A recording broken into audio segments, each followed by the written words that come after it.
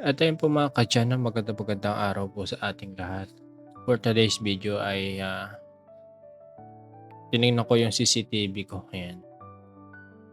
Punta si Kuya Eric, ayan, in-inspection yung gawa ng mga nag-aluminum. Ayan. Nakailang balik po siya dyan sa ating bahay sa taas. Ayan. So sa mga ka-tiyan, maglalagay siguro ako ng CCTV sa may bandang ayan, sala, I mean hallway ko. Ayan. Tanaw-tanaw lang si Kuya Eric yan ng sagingan. Marami kasing saging or bunga yung saging dito eh. Medyo hapon na yan kaya mukhang yung sikat ng araw ay kulay dilaw. At ayun po mga ka-diyan, medyo malabo lang yung kuha ng CCTV natin kasi low quality lang naman to CCTV natin. Tsaka maganda rin naman na medyo malabo siya kasi mas matipid sa storage yung CCTV natin. Ayan. Okay, iniisip ni Kuya Eric pagka nandito siya sa taas. Ayan. Simula kasi nung bata kami, hindi ko masyadong nakakausap ko si Kuya Eric. Pero masipag naman siya nun. Nagwawalis ng bahay, gano'n. Yun nga lang talaga is apekto sa kanya yung mga nangyari sa amin.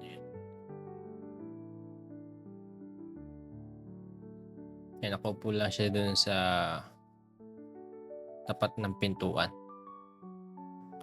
At ayun mga ka-diyan, no, yung share ko lang yung naalala ko no, simula nung nandito pa ako sa amin nun, nung bata pa ako. Hindi pa ako pupunta ng Pasig. Ayan.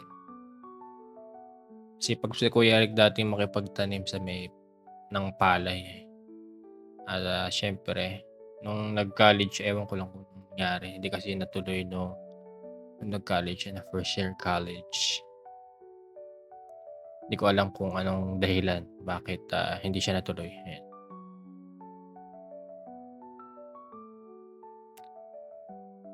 Ayun, medyo yung mga panahong yun, medyo siyempre hikahos kami, walang panghuhugutan ng pera, ganun. Hindi ko na lang babanggitin mga ka-diyan yung mga nakalipas. Medyo traumatic talaga.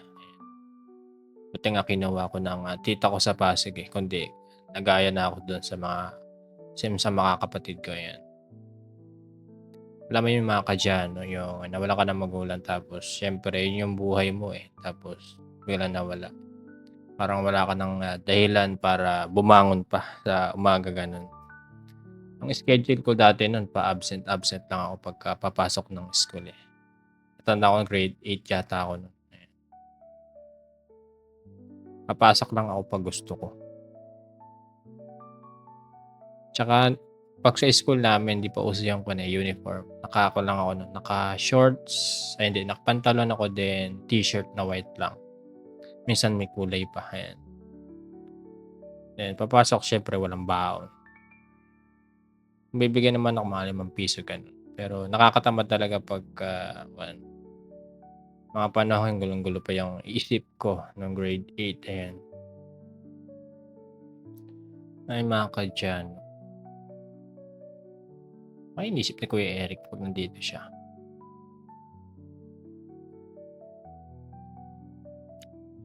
Mostly kasi hindi niya sinasabi yung kanya eh, saloobin niya, nandun pa rin.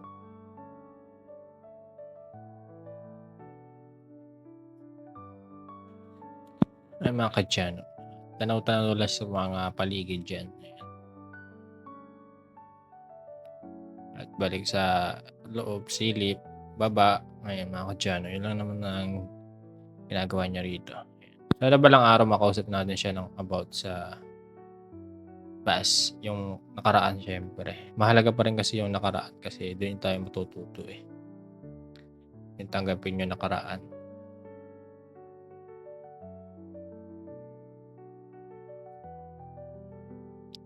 Siyempre sa estado nila masakit pa rin. Kaya ganyan talaga.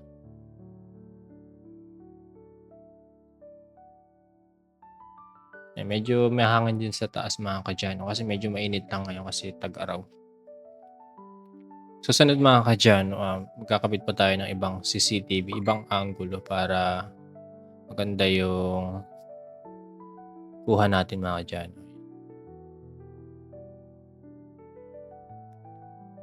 Tayo po mga ka-diyan na nakasandal sa paderes ko Eric at pumasok sa Rome. Susunod mga ka-diyan, maglalagay tayo dito ng CCTV sa may loob kasi di ko di ko di ko alam kung anong ginagawa niya ron siyempre. Minsan nakikita ko naman nakaupo lang. Tinitingnan yung crayfish na kristal, titingin-tingin gano'n. At ayun mga ka-diyan, after ng mga ilang minuto, ayan medyo matagal din siya sa loob.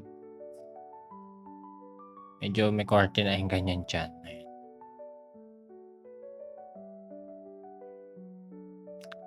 Kung saan lang mga ka-diyan may device na nakakabasa ng isip, or nakakabasa ng isip, parang memory card lang. Kasi wala pa tayo dun sa state na technology na yun, eh. Ito yung mga ka-diyan, ayan. Kaya minsan hindi talaga ako nakakasama, alam mo yun. Siyempre ako yung nakakaintindi, ako yung mahilig magbasa ng mga comment, ayun. Alam mo yun, yung nagkakabaha-bahagi. Porket may fans lang na isang bahagi, aawayin mo na yung isa. Sana ganun mga ka-diyan. Eh, sina Kuya Eric, di na masyadong nagbabasa yan, eh. Pina-disconnect nga niya sa akin yung wifi, eh, yung cellphone niya. Buti nga hindi siya nagbabasa kasi napakaraming negative comment, 'di ba? Alam mo yung dating kinakaawaan tapos ngayon nilalait-lait. Ganyan ba yung mga tao ngayon? Eh, Diyos pa ba kayo sa puso niyo? Or ganyan lang talaga kayo, nagbabasa lang kayo sa video kung ano nakikita niyo? Or gusto niyo napu-frustrate lang kayo kasi mabagal yung improvement, ayan. Hindi naman kasi lahat nakikita sa camera, eh. Hindi naman tayo sa Truman Show, yung alam mo yung movie na Truman Show, buong buhay niya mula pagkabata naka-record, pinapanood ng mga tao. Na-share ko lang mga ka-diyan.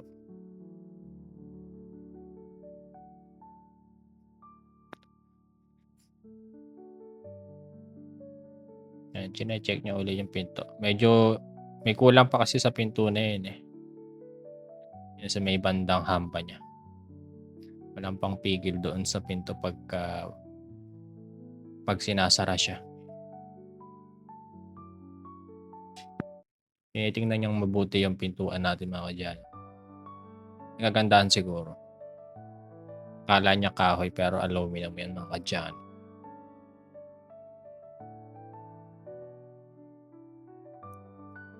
Ayan, tinitingnan din niya yung bubong. Medyo yung pinango ko kasi dito sa bubong ko sa terrace is yung mga scrap dati kaya medyo hindi kaaya-aya yung itsura. Pero pagka nakaipon tayo is papa-enclose natin 'tong hagdan natin para hindi na masabi na nasa labas. Pero nasa labas pa rin. Kasi kung nasa labas kasi yung hagdan ko, mas gusto ko kasi mas maluwag yung space. Tsaka balang araw, halimbawa nagkapamilya is hindi maiistorbo yung nandun sa baba kung may matutulog dun. Kaya may nakikita naman ako na bahay nasa labas yung hagdan, kaya okey lang. Dati nga wala akong bahay, eh, nakikitira lang ako sa mga tita ko, eh. Kaya ayun lang, na-appreciate ko yung mga bagay na ganyan. Ayan, move-forward tayo sa daily vlog natin, ayan. Update sa punong mangga ni Tito Cesar. Kainit. Grabe. Sunog. Sunog si Michael.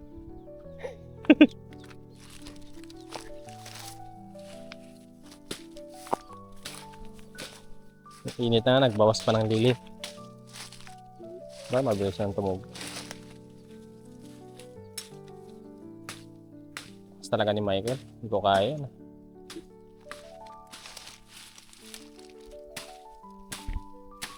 Kinalbo na, oh.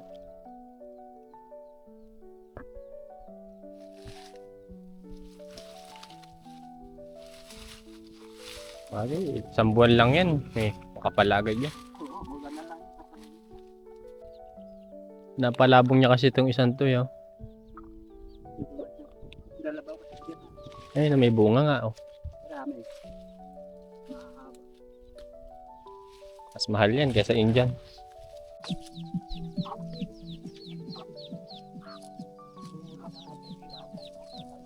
Malunggay, cheese, pandesal.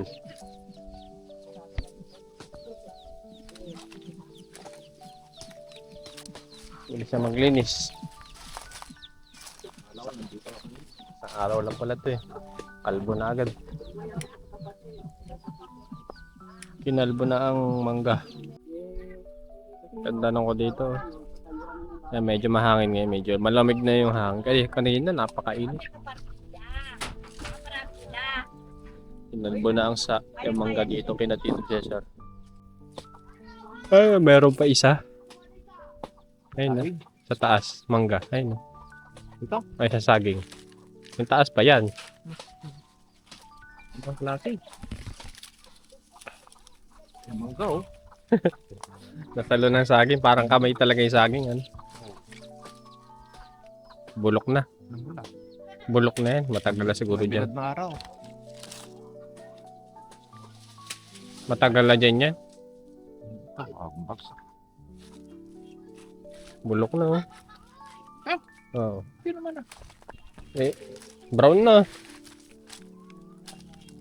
Kulay brown na. Sige na nga. Sira mo. Dapat dilaw yan, eh, hindi naman brown. Kaya magpururot ka pa yan. Hindi na ako pupuro. Yung mga kapatid. Madaling ko rin. Tiningnan agad ni Kuya Eric yung aluminum door. Makyat. Oo. Bili ka na. Ay, isang sakong mangga mga kadyan. Bili na kayo. Kaya na din rolat natin. Ito, kakainin. Yun again, pusa naman mahinog, isang araw lang yan. Punta, magka-diabetes ka ako. Dami yun, isang sako. Isang sakong mangga. Bibili niya 150. Oh, Gusto na mga tagi. dahil manok. Oh. Maliit, malaki, medium large, extra large.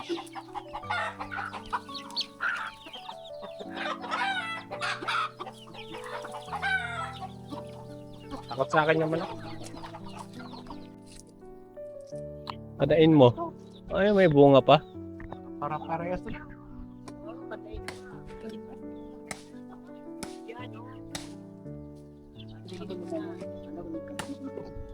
Kumana, kumana.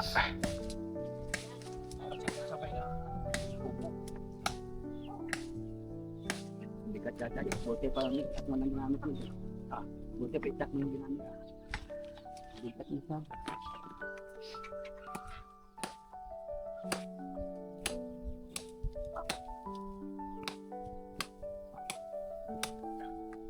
Ako, boss. Ako. Ay mo, nainip si Kuya Michael. Naiinip. Sa inyo, Michael, ano? Nakabidyo ka, hindi ka nakikita.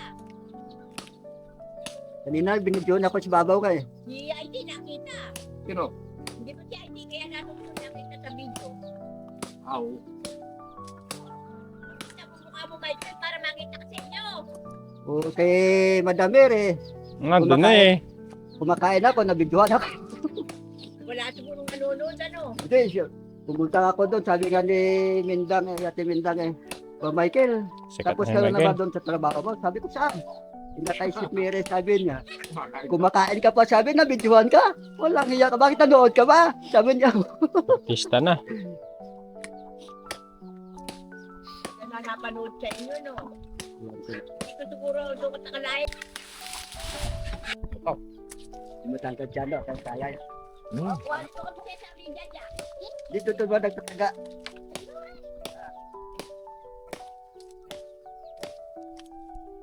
Si Jano lang na nakikita rito.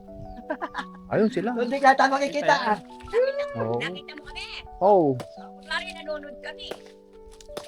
Viewers kayo. Mga bunga po. Nagmunin niya, marami na yan.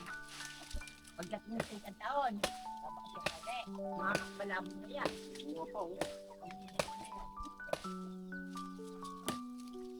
Kapit ah.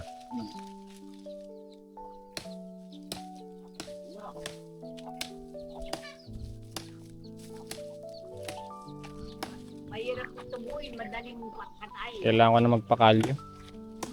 Hirap kumain. Yung papaya! Joke lang. Hindi, okay pa. Dahon lang. Dahon lang Ang natanggal. sagi ng dahon. Sagi lang yung dahon.